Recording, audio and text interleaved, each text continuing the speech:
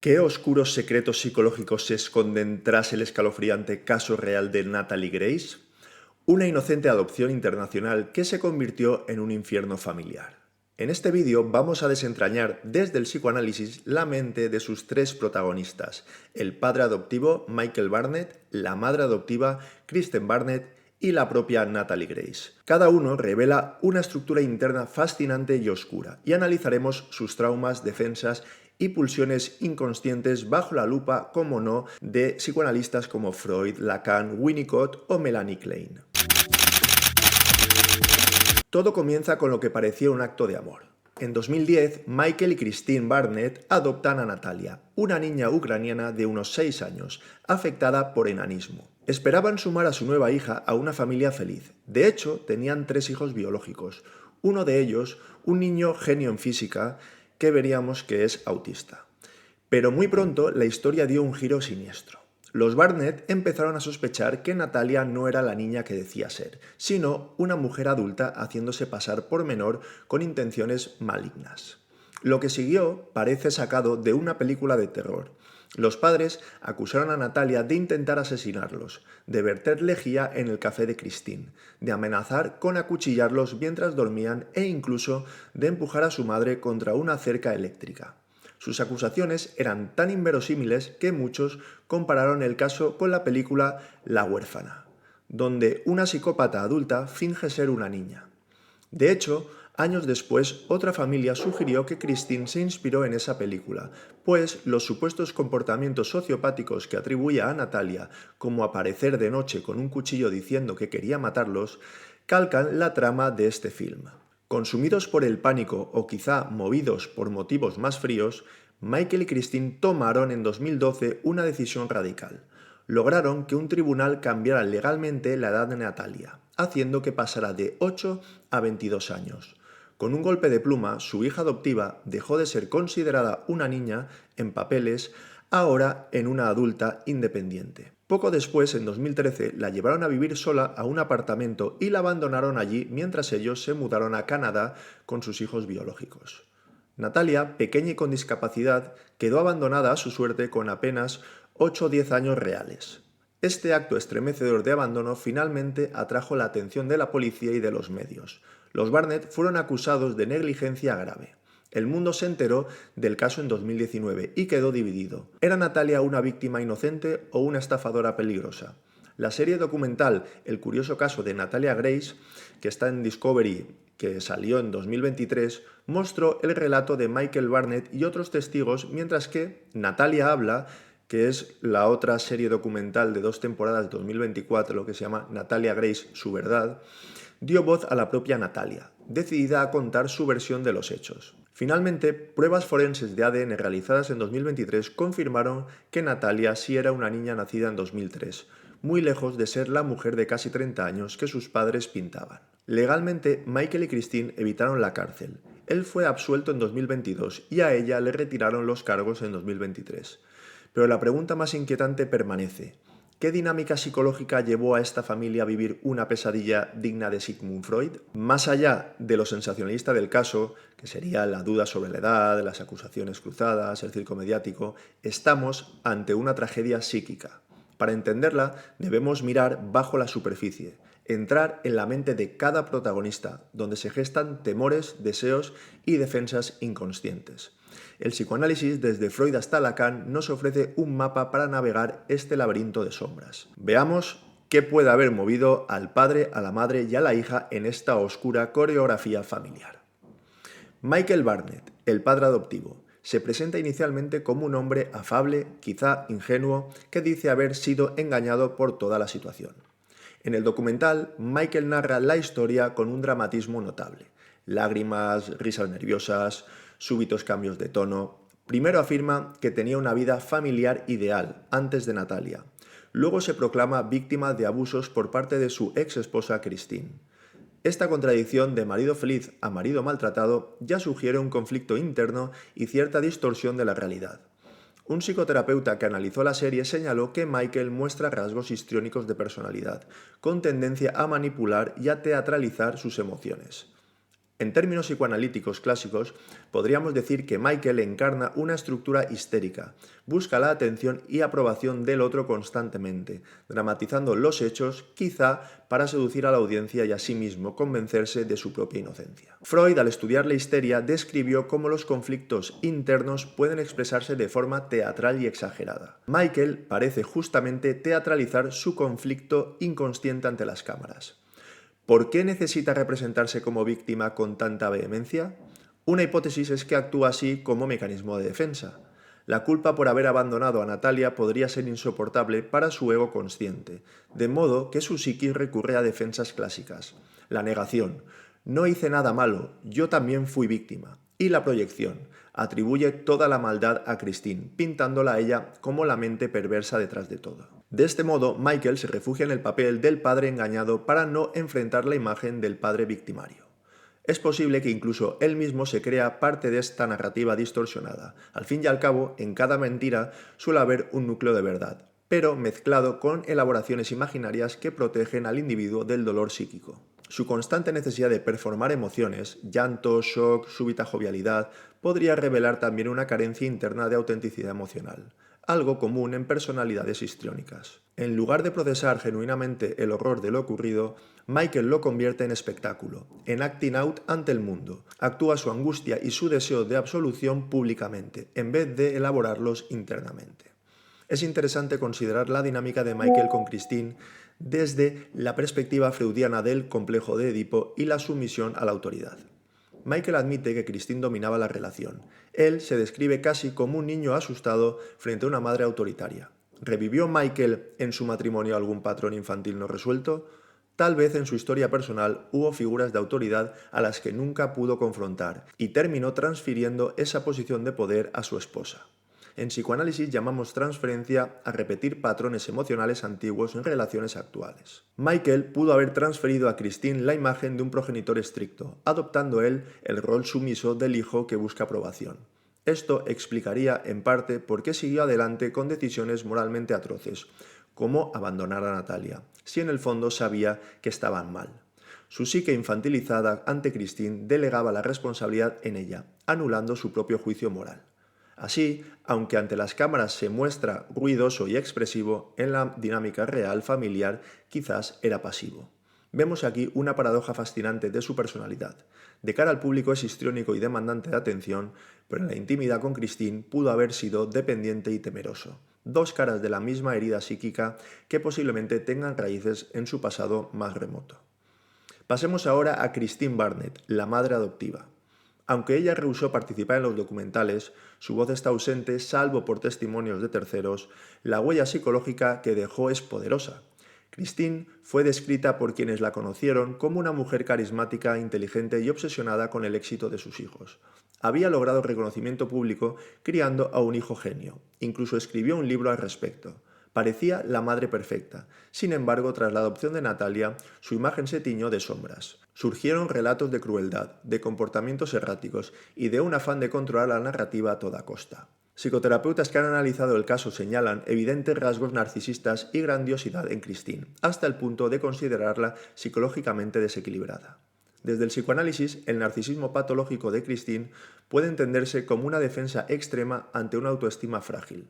Necesitaba verse a sí misma como una supermadre exitosa. Adoptar a Natalia quizá formó parte de esta autoimagen heroica. Salvar a una huérfana discapacitada podría haber sido, en su fantasía, otra gesta personal. ¿Qué ocurre entonces cuando la realidad de Natalia, una niña con necesidades especiales, con traumas, que no se transforma mágicamente en una historia de éxito, choca de frente con la fantasía narcisista de Christine? Lo que suele ocurrir en personalidades narcisistas ante una herida narcisista. Sobreviene la ira, la desvalorización del otro y la necesidad de eliminar aquello que les confronta con sus propias limitaciones. Es muy probable que Christine experimentase a Natalia como una decepción y también como una amenaza a su identidad idealizada. En lugar de ver a una niña vulnerable que necesitaba más amor, proyectó en Natalia una imagen monstruosa. Aquí podemos aplicar el concepto kleiniano de la escisión. Christine dividió su percepción en blancos y negros absolutos. Si al inicio pudo haber idealizado la adopción, al frustrarse volcó todo lo negativo en Natalia, viéndola ya no como hija, sino como encarnación del mal. En la posición paranoide, descrita por Melanie Klein, el individuo percibe al otro como perseguidor, como plenamente malo. Christine pareció quedarse atrapada en esa posición, convencida de que Natalia era 100% maligna. Actuó defensivamente como si estuviera luchando contra un enemigo peligroso en lugar de cuidar una hija. Esta percepción distorsionada se fortaleció con mecanismos de defensa muy primitivos. Podemos aventurar que operó la identificación proyectiva. Christine pudo proyectar en Natalia sus propios impulsos agresivos y deseos inconfesables. Quizás su enojo, su sensación de fracaso, incluso su posible rechazo hacia una niña que no era perfecta. Y luego tratar a Natalia como si realmente esa niña fuera portadora de toda esa maldad. Al inducir en Natalia comportamientos extraños o al interpretarla constantemente como manipuladora y violenta, Christine confirmaba su visión. Pensemos en algo escalofriante. Según Natalia, Christine le enseñó a mentir sobre su edad y a decir que había intentado asesinarlos. ¿Qué clase de madre haría eso? Desde lo psicoanalítico es un ejemplo claro de perversión de los roles parentales. La madre, que debería ser fuente de verdad y cuidado, manipula a la hija para sostener una falsedad que justifique el abandono. Aquí, la ley materna se quiebra. Christine traiciona la confianza básica, usando a la niña como medio para sus fines. Jacques Lacan definió la perversión como una posición subjetiva en la que el individuo se coloca como instrumento de la ley o la tuerce a su antojo, negando la subjetividad del otro. Christine actuaría bajo una lógica perversa. Sabiendo que Natalia era una menor, fingió creer lo contrario y maniobró legal y psicológicamente para transformar a su hija en una adulta maligna a sus ojos y a ojos de los demás. Desafió las normas morales y jurídicas, falseando la edad y abandonando a una dependiente, con frialdad, pero a la vez sabía lo que hacía. Simplemente consideró sus propios fines por encima de cualquier empatía. Esto indica una grave falta de empatía y remordimiento, rasgos que en el espectro psicopatológico ubican su estructura más cerca de la perversión o incluso la psicopatía que de la neurosis común. Es importante mencionar que, aunque la pintamos como villana, desde una óptica clínica, Christine también podría ser un sujeto profundamente perturbado, arrastrando quizás traumas o modelos familiares distorsionados. No conocemos su historia temprana, pero uno se pregunta, ¿qué llevó a esta mujer a tal nivel de ensimismamiento y crueldad? Tal vez su propia necesidad de perfección surgió de sentirse nunca amada por quien era, sino por sus logros. Pudo haber aprendido que el afecto se gana y que la imperfección merece castigo o eliminación. Esto no excusa sus actos, pero traza una posible línea de comprensión. Repitió con Natalia una dureza posiblemente inscrita en su propio inconsciente, actuando con su hija adoptiva todos los rechazos que quizá ella misma no toleraba en sí. Al final, Christine se negó a dar entrevistas, aferrándose al silencio y a su verdad interna. Desde fuera queda la imagen de una madre devoradora, una Medea moderna que en vez de matar directamente al hijo, la mata simbólicamente, negándole su infancia y expulsándola del hogar. Es difícil hallar redención en su figura. Su comportamiento encarna lo que Winnicott llamaría la madre no suficientemente buena, en su extremo más oscuro. Aquella que en lugar de proveer un entorno de sostén se convierte en la fuente primaria del trauma de su hijo. Y en el centro de esta historia trágica está Natalie Grace, la niña, sí, la niña ucraniana cuyo destino tomó rumbos inimaginables. ¿Cómo entender la psique de alguien que a los 6 años es enviada a un país extraño, pasa por varias familias y termina siendo acusada de ser una farsante peligrosa? Para Natalia, la vida fue una sucesión de rupturas y amenazas desde el comienzo. Nació con una condición física, el enanismo, que implicaba dolor y cirugías. Su madre biológica no pudo criarla y terminó en un orfanato. Según los testimonios, Natalia pasó por múltiples adopciones fallidas antes de los Barnett. Esto significa que en sus primeros años críticos nunca tuvo un vínculo estable y seguro. La teoría del apego de Bowlby y los aportes de Winnicott nos dicen que un bebé que carece de una figura materna consistente desarrolla una herida profunda de desconfianza básica. Natalia aprendió seguramente desde muy pequeña que las figuras parentales desaparecen, que el amor es algo incierto. Cuando por fin fue adoptada definitivamente en 2010, es posible que llegara con un conjunto de comportamientos ya moldeados por ese trauma de apego. Niños que sufren de trastorno de apego reactivo, que es un diagnóstico que de hecho Natalia tiene en su historial clínico junto con TPT, ansiedad y TDAH, a menudo muestran conductas contradictorias. Pueden ser afectuosos superficialmente, pero por dentro están en alerta constante esperando otro abandono. Pueden mentir o manipular para sobrevivir, no por maldad innata, sino porque nunca aprendieron a confiar plenamente en los cuidadores. Imaginemos por un momento el mundo interno de Natalia al llegar con los Barnett. Por un lado, la ilusión de por fin tener mamá y papá permanentes. Por otro, el miedo latente de que todo se desmorone de nuevo. Al principio, quizás se comportó de manera encantadora. Los niños con historial de orfanato a veces son excesivamente amables y complacientes al inicio, en un esfuerzo inconsciente por asegurar el cariño de los nuevos padres. Pero también pudo mostrar señales de trauma, problemas de conducta, enuresis, rabietas o comportamientos inapropiados que en realidad son expresiones de angustia. Ahora, si esas señales fueron malinterpretadas o exageradas por los Barnett, la situación se degradaría rápidamente. Hay indicios de que Natalia se sentía desconcertada y asustada en casa de los Barnett, y que cuando ellos comenzaron a decirle que era adulta, ella no entendía por qué. Pensemos en el impacto psicológico de que tus propios padres te digan, no eres una niña, eres una mujer mentirosa. Es un gaslighting monumental. Le hicieron dudar de su propia identidad, algo crucial en la niñez. Lacan habla de la importancia del otro en la formación del yo. La imagen que los padres devuelven al niño ayuda a construir su sentido de sí. Natalia, frente al espejo, veía a una niña pequeña, pero los rostros de sus padres, sus otros simbólicos, le devolvían la imagen de una impostora malvada. Esta contradicción debió haber sido devastadora. Posiblemente Natalia empezó a sentir que había algo muy malo en ella, aunque no supiera exactamente qué.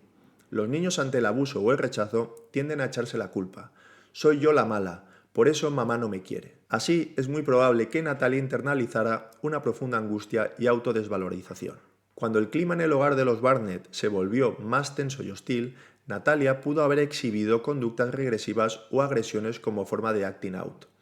El acting out en un menor traumatizado puede manifestarse en berrinches violentos, en dibujos o palabras macabras. Quizá los Barnett vieron dibujos perturbadores de Natalia y lo tomaron como amenazas, o incluso en episodios de ira donde el niño ataca porque se siente atemorizado. Si es cierto que en algún momento Natalia mostró enojo o hizo algo como empujar o decir frases hirientes, eso hay que verlo no como prueba de que era una sociópata adulta, sino como la reacción desesperada de una niña profundamente herida y confundida.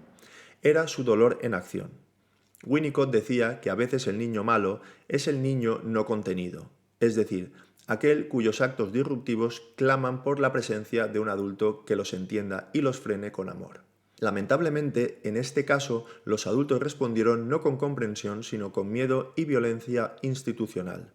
Natalia fue literalmente abandonada, un trauma que confirmó sus peores temores. Tras ser rescatada por la familia Mans, que la acogió luego, Natalia tuvo que enfrentar años de procesos legales e incertidumbres sobre su propia verdad. En el documental Natalia habla, ya con alrededor de 20 años, la vemos frágil pero firme, intentando reclamar su identidad real. ¿Les parezco un monstruo?, pregunta con dolor mirando a la cámara. Afirma con angustia, ¿parezco alguien que podría empujar a alguien el doble de mi tamaño contra una cerca? ¿Parezco alguien que podría siquiera agarrar un cuchillo? Negando así las barbaridades que contaron sobre ella. Y confiesa, Christine me manipuló, me enseñó a mentir sobre mi edad y decir que intenté asesinarlos. ¿Por qué le harías eso a tu hijo? Son palabras que revelan a una niña traicionada en lo más sagrado, que aún intenta comprender por qué quienes debían amarla la convirtieron en villana. Con ayuda terapéutica supimos que Natalia sufre trastorno de estrés postraumático por todo lo vivido. No es para menos. Cada nueva familia reactiva la herida de la anterior. Incluso con los Mans hubo problemas de confianza. Natalia, acostumbrada ya a la desconfianza, llegó a creer que también podían estar usándola, influenciada por terceros. Terminó escapando de casa de los Mans en 2023 para buscar refugio con otra pareja que había querido adoptarla años atrás. Este patrón de huir antes de ser lastimada otra vez podría ser otra secuela de su trauma, una forma de protegerse del abandono abandonando ella primero o yéndose con quien siente más seguro. Son las cicatrices de un apego destrozado. A Natalia le costará tiempo y apoyo consistente volver a confiar en una figura parental sin sentir terror a la traición. Desde una mirada psicoanalítica contemporánea, Natalia muestra signos de lo que podríamos llamar una estructura borderline resultado del trauma. Sus relaciones han sido inestables, pasando del apego intenso al rechazo o al miedo rápidamente. Su propia identidad estuvo difuminada, niña versus adulta impuesta, y sus emociones extremadamente intensas y dolorosas. Sin embargo, también vemos en ella una enorme resiliencia. El deseo profundo de ser querida y de vivir una vida normal no fue nunca aniquilado. Al final de la saga, viviendo con tutores que la cuidan, Natalia expresa sus esperanzas.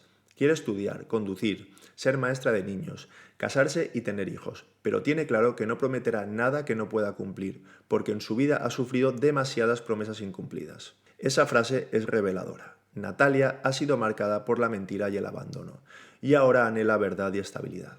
En términos de Klein, podríamos decir que Natalia aspira a salir de la posición paranoide, donde teme constantemente ser dañada, y alcanzar una posición depresiva sana, en la que pueda llorar lo perdido, confiar en que no todos la traicionarán e integrar que hubo mal en sus padres adoptivos, pero que quizás no todo el mundo es así. Natalia dice que está lista para seguir adelante.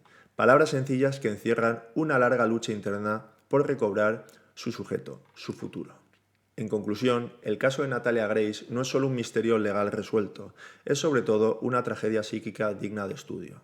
3 personas unidas por la adopción recrearon sin saberlo un drama profundo. Vemos cómo el trauma engendra trauma. Los miedos irracionales de los Barnett destruyeron la infancia de Natalia y el trauma de Natalia alimentó más confusión y miedo a su alrededor. Es un círculo vicioso de la psique. Michael y Christine actuaron externamente sus conflictos en lugar de resolverlos y Natalia quedó atrapada en ese fuego cruzado, respondiendo también con actos más que con palabras, porque no le dieron espacio para otra cosa.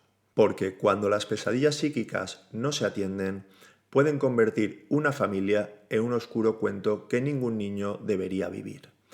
Si os ha gustado, darle like, poner un comentario, si no os habéis suscrito, hacedlo y muchísimas gracias y como siempre, The World is Mine.